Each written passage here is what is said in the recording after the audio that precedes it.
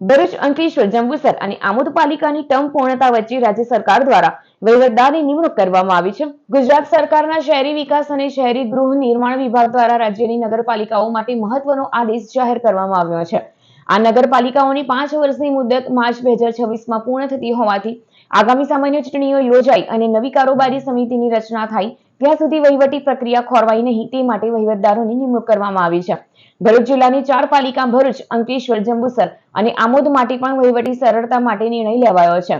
સરકારના આદેશ અનુસાર નગરપાલિકા અધિનિયમન 1963ની કલમ 8 મુજબ ચૂંટાયેલી પાંખની મુદત પૂરી થતા વહીવટદારની નિમણૂક કરવામાં આવી છે. આ વહીવટદારો નગરપાલિકાના રોજિંદા કાર્યો જેવા કે પાણી, ગટર, સ્ટ્રીટ લાઇટ, અગ્નિશમન અને સફાઈ જેવી આવશ્યક સેવાઓનું સંચાલન કરશે. જો કે વહીવટદાર તરીકેના કાર્યકાળ દરમિયાન તેઓ કોઈ પણ નીતિ વિષયક મોટા નિર્ણયો લઈ શકશે નહીં.